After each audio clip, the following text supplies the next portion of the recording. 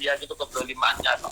Dolimnya kepada kita itu hak mereka. Kita tidak bisa memaksakan pada mereka. Karena saya punya prinsip sebagaimana yang disampaikan oleh Imam Syafi'i rahimahullah. Kata Imam Syafi'i, ma min abdin illa walahu muhibbun wa mubghidun. Tidak ada dari seorang hamba manusia ini kecuali manusia ini ada pencinta dan pembenci.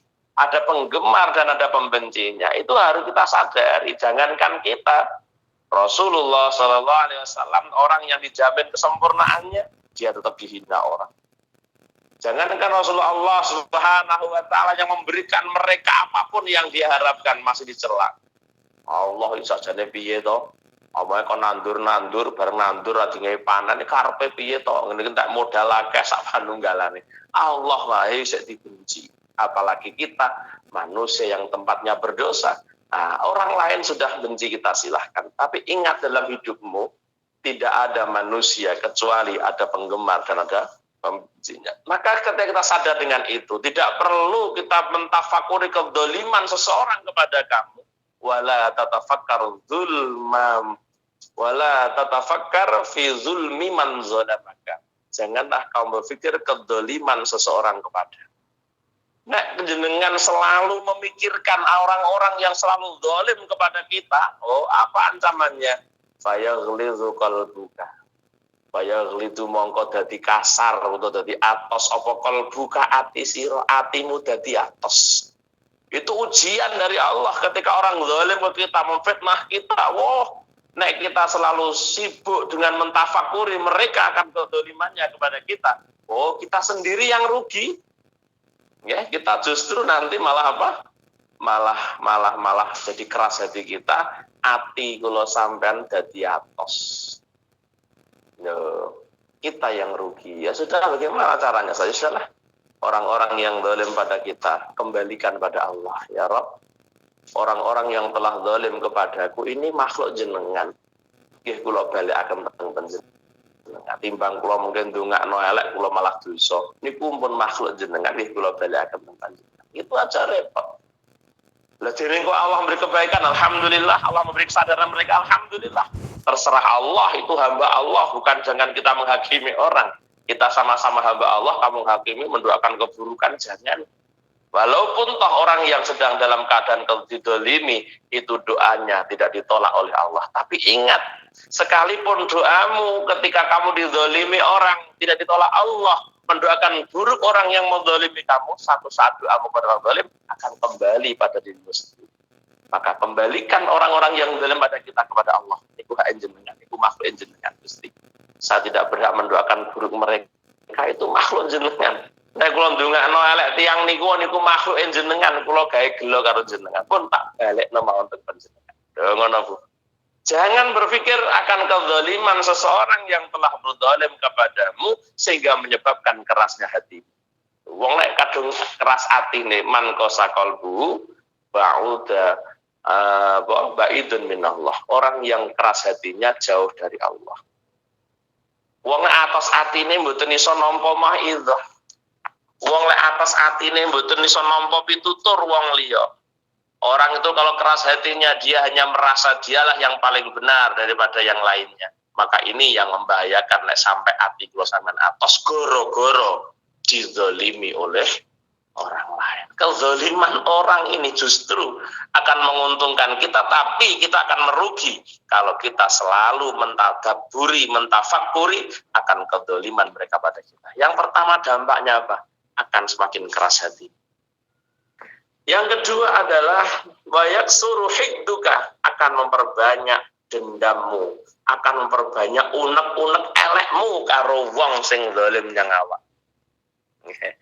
Orang yang kamu zalimi jenengan kalau mentafakur mikir-mikir zalimi awake, wala semakin banyak dendammu, wayak suruh hikduka, unek-unekmu elek karo wong ki mang semakin akeh. Lelek wong wis duwe unek-unek elek niki dibawa sampai salat ibu-ibu. Lho, kula pun pernah mencoba ngeten kula cerita. Jadi ketika kita dizalimi orang, ingat akan kedolimannya terus menerus. Kita bawa salat itu kita bawa. Kebencian kita kepada seseorang ketika kita sholat hadir ini kan merugikan kita sendiri. Yang ketika kita sholat harus menghadirkan Allah, mengkoneksikan hati kita kepada Allah, menyambungkan hati kepada Allah, justru dihalangi kakean dendam, kakean unek-unek elek ning gone wong sing tau ndolimi teng kula jenengan. Ini dampak daripada mentafakuri kedolimannya kepada kita. Selalu bicara kedolimane wae, selalu ngen-ngen kedolimane wae kepada kita. Biarkan, itu hak asasi mereka. Orang fitnah kita, biarkan, itu haknya mereka. Ketika dia sudah memfitnah kita, sampean omong-omong mbok kon mandek ya ora iso nganggo hak dhewe, haknya mereka. Hak prerogatif dia, ya silahkan. Makanya tidak usah kamu pikir, kembalikan ke Allah. Kalau memang Allah menghendaki dia apakan Allah, disadarkan alhamdulillah, urusan Allah. Tidak usah kita pikir, karena kita punya resep, ma min abdin illa walahu muhibbun wa mubghidun. Mana rasa mencari pencitraan. Kita itu manusia, ada penggemar dan ada pembencinya, itu pasti. Kalau kita nanti selalu mentafakuri orang-orang yang benci dengan kita sehingga dia melakukan kezaliman pada kita, ya sudahlah, kita berbenah. Mungkin ketika ada orang telah zalim pada kita, orang telah memfitnah pada kita, mungkin ada kesalahan dalam diri kita yang seharusnya kita berbenah. Sibukkan untuk itu, jangan sibuk memikirkan kedolimannya, aku dingenek-nek. Akhirnya jenengan timbul nopo atas atine akeh unek-unek eleke. Yang ketiga nopo wa yadumu ghaiduka, akan semakin langgeng kemarahanmu kepadanya. Jadi wong lek muring-muring terus, ya Allah, ya ndedeng umur. Wong pagah muring-muring terus, selalu dia marah-marah melulu. Wah, ini penyakit ini. Jadi penyakit ini yang bahaya. Maka penyakit itu 80% dari pola pikir kita. Penyakit datang ke kita, penyakit yang menimpa kita 80% itu dari pola pikir kita yang tidak sehat. Makanya kalau kita hatinya sehat, pasti pola pikirnya sehat. Nah, hatinya sehat, orangnya enjoy. Ketika dia enjoy, gak gampang sakit.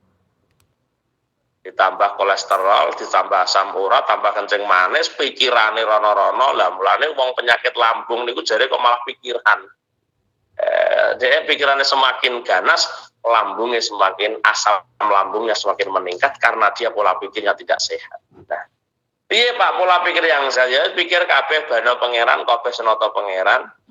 Ketika ada orang memfitnah kita, orang dolimi kita, mungkin inilah cara Allah meningkatkan derajat kita, gitu aja. Enak kan? Alhamdulillah, kini pokok ana wong mitnah aku, berarti mungkin Allah ingin menaikkan derajatku. Wis ngono wae lek ngadepi. Jadi tidak sibuk memikirkan panjang kali lebar tentang kedzaliman seseorang kepada kita. Yang ketiga, apa yang tidak boleh dipikirkan dalam diri kita? Wala tatafakkar fitulil baqa' fid dunya. Fatuhibbul jam'a wa tudayyi'ul umra wa tusawwifu fil amal. Yang ketiga, janganlah kamu berpikir tulul baqa ing dalam suwene tetep ana donya. Aja mikirno, aja tulul amal.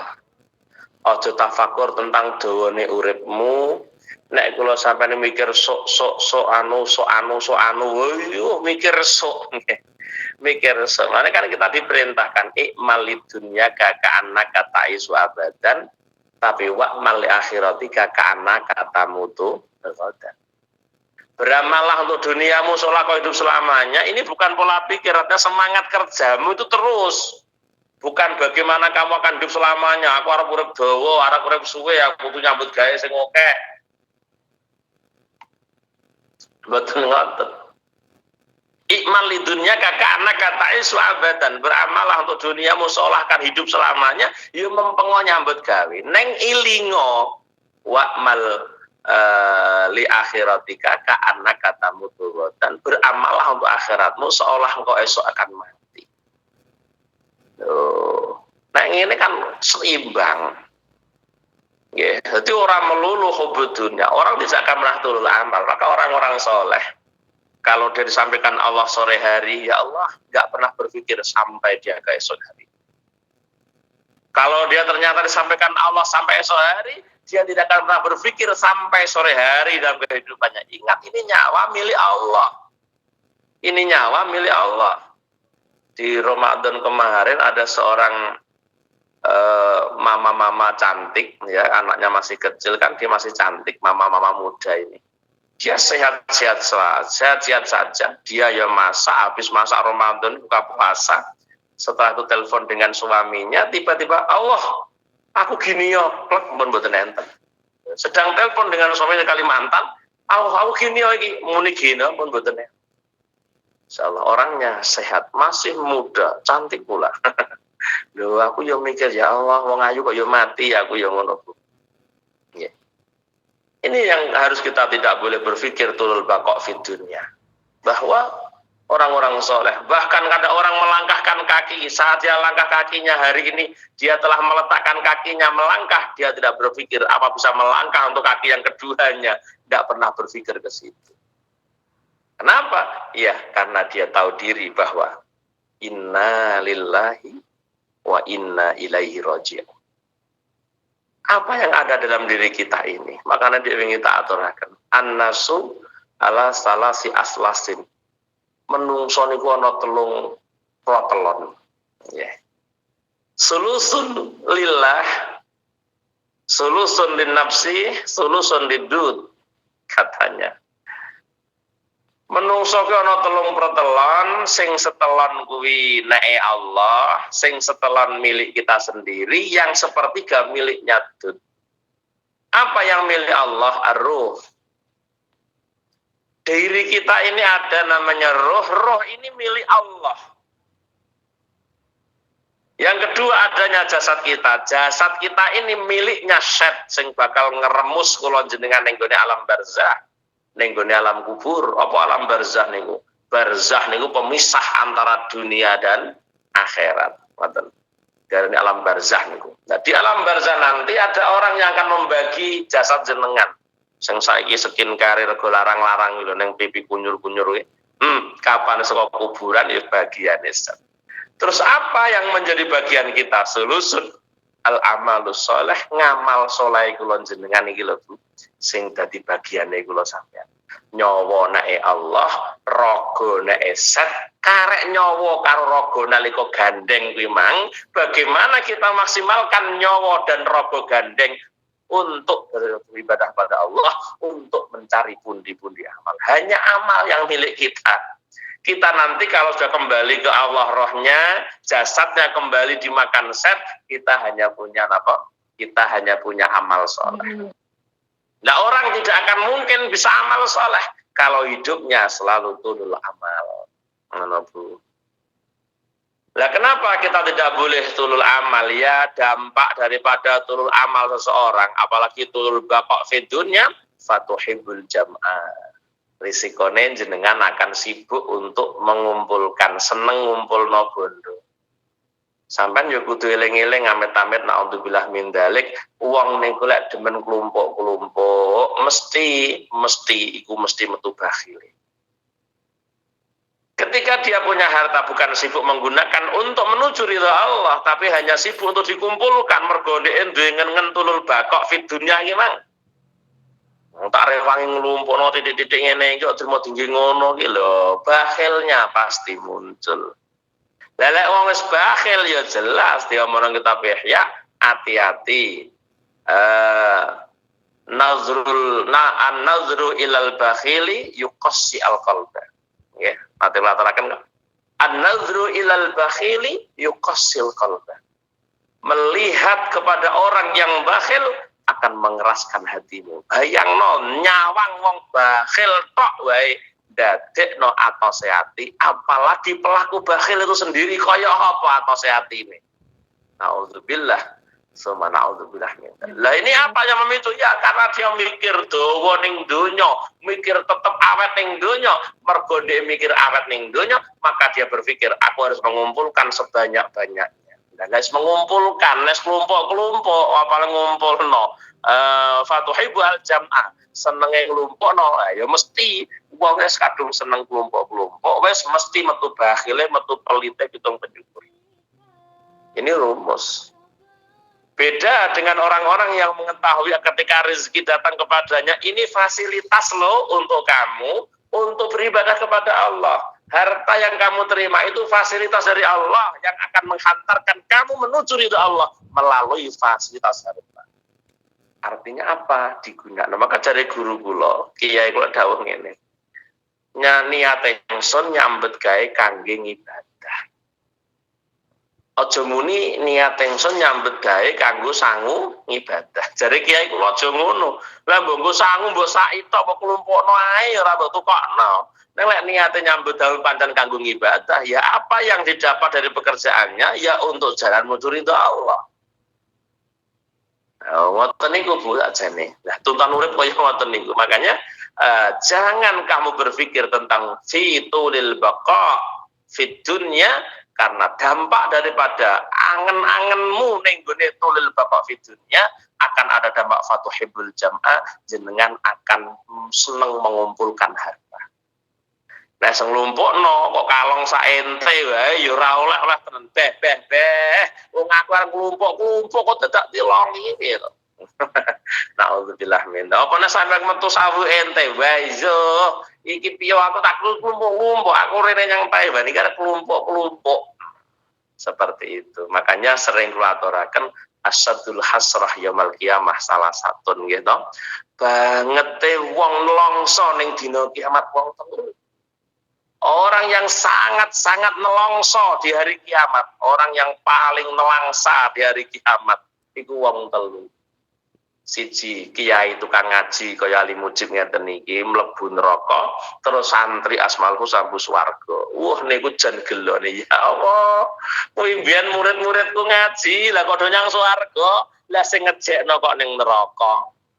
Dia iso omong tapi gak iso nglakoni. Niki besok nelongso niku. Yo, ki arek-arek kae lho Bu. Arek-arek kae teko swargane mergo ngaji karo aku. Lah aku sing ngejekno malah neraka. Nauzubillah. Yang kedua siapa? Yang kedua adalah ada pembantu yang masuk surga, majikannya mlebu neraka. Majikan jenengan iso termasuk asadul hasrah. Ya Allah, Mbak. Jenengan sing radun ajak pae-pae kae ya kok malah ning swarga sampean sing urip sing bayari aku, anak bojomu iso urip, anakmu sekolah sing bayari aku, lah kok awakmu nyang swarga aku ning neraka, Mbak gelone. Sing nomor telu, orang yang mengumpulkan harta, setelah harta dikumpulkan dia mati, akhirnya hartanya dirampok oleh anak-anak. Urung sempat ngamal duit sing ditompo. Kenapa? Ya jelas orang itu salah mentafsirkan ketika dia mendapatkan harta benda, duit dan seterusnya yang Allah berikan pada kita. Ingat bahwa itu adalah sebuah fasilitas dari Allah untuk kita bisa beribadah kepada Allah. Nah, kalau kita tidak menggunakan fasilitas itu dengan sebaik mungkin, berarti kita mengkufuri. Padha karo jenengan nukokno montor anak ele, iki lho le montor le nggih sekolah ya le ya nggih, Bu. Lah tibake karena sampean montor tinggal sekolah, benesuk mengke ngluyur ning pantai, benesuk mengke ngluyur ning ndi ngono. Ya iki jenenge ora anu to. Fasilitas untuk tujuannya sekolah tapi tidak digunakan semaksimal mungkin. Malah tunggu sakarepe dhewe. Padha harta yang Allah karuniakan kepada manusia ini untuk menghantarkan dia menuju Allah. Mulane duit niku ya susah. Bondo kula jenengan ini susah ya Allah, Engkau jadikan aku sebagai alat menghantarkan orang masuk nerakamu. Bahwa jenengan punya tujuan ketika manusia kau karuniai harta untuk memfasilitasikan menuju surgamu, tapi dengan gara-gara aku kau fasilitaskan kepadanya, tidak digunakan untuk fasilitas sesuai dengan kehendakmu, justru mendatangkan dia neraka. Niki bondo sampean yo nangis. Yang kedua apa dampaknya kalau orang tafakur tulil baqa fid dunya wa tudayyi'ul umra, yang pasti dia telah menyia-nyiakan umurnya. Nauzubillah min dzalik. Sia-sia belaka usia. Kenapa sia-sia Ustaz? Iya, tak sampaikan tadi berkali-kali. Kalau orang hanya sibuk untuk memikirkan baqa fid dunya, wes dia repot urusan dunia mawon, sama sekali tidak pernah berpikir untuk urusan akhiratnya. Sehingga apa ya, dia tidak membiarkan waktu demi waktu lolos begitu saja. Satu hari tanpa kalimat thayyibah, enjoy. Satu hari tidak baca Quran, enjoy dia. Satu hari tidak ngaji sama sekali, enjoy dia. Tidak ada yang kurang. Ini orang yang telah yang sesungguhnya dia telah merugi tapi tidak sadar bahwa dia orang yang merugi. Hari-harinya ada ibadah yang menuju Allah. Hari-harinya hatinya tidak connect kepada Allah. Ini orang yang telah menyia-nyiakan umur, tidak menggunakan umur semaksimal mungkin dalam rangka beribadah menuju ridha. Nah, liyane berlomba-lomba enggak ridane pangeran, ndek umlek ngurusi donya ae mergo tafakkur fitulil baqa fitul. Sing terakhir napa? Wa tusawwifu fil amal. Biasane wong niku lek tulul baqa fid dunya, tafakkur fitul baqa fid dunya, tusawwiful amal, biasane ngende-ngende amal. Ndak melok jariah yu. Mboten benjing-benjing mawon nggih. Kita sik repot ngono. Ndak ser dadi donatur rutinan semua ning gone Asmaul Husna. Kapan-kapan mawon pun kapan-kapan lintune mawon riyen panggah lintune ae di era katut blas. Nauzubillah min. Alhamdulillah jamaah Asmaul Husna luar biasa. Setiap minggu bisa tablik akbar ngeten niki. Setiap minggu bisa tasyakuran akbar, setiap hari Jumat bisa pengajian akbar. Ini luar biasa. Kenapa? Kesadaran para jamaah sendiri untuk menjembatani adanya pengajian di hari Jumat setiap harinya. Mudah-mudahan niki langgeng ibu nggih. Jamaah dirahmati Allah diparing kekuatan. Amin. Amin ya Allah. Amin. Luar biasa jenengan menjembatani ilmu niku Masya Allah ganjarane luar biasa. Gara-gara jenengan yang menjembatani orang tambah imannya. Ya Allah, Anda sebagai penyebab tambahnya keimanan seseorang.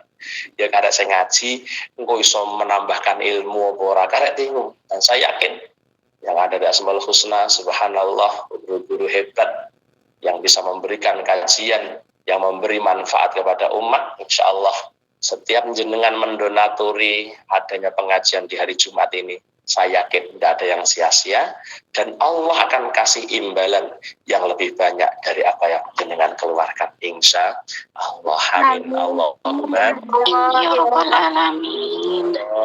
Jamaah di Asmaul Husna selalu jaya, santri-santrinya diberi rezeki Allah yang berkah yang barokah. Amin. Allah. Amin. Kita doakan bersama zuriyahnya senantiasa dan salihah. Amin. Allahumma amin. Amin. Sohibul hajah di Jumat yang ketiga ini Allah berikan panjang umur, sehat selalu, paringi barokah umure, barokah rezekine, barokah keluargane, barokah sawajo katib Allah mugi manggih husnul khatimah. Amin. Allahumma amin. Kita doakan amin.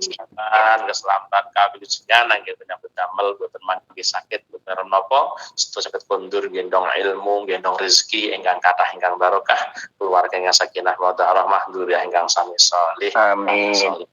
Allahumma amin. Khususnya umumnya kita semua yang hadir di aula zikir Asmaul Husna pada sore hari ini ya.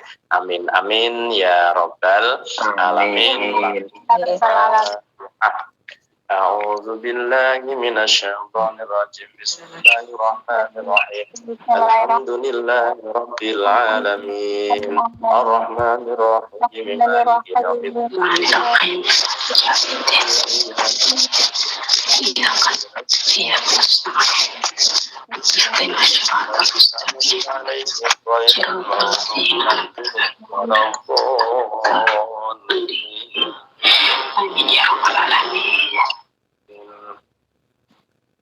Allahumma salli wa sallim ala sayyidina Muhammad walhamdulillahi rabbil alamin.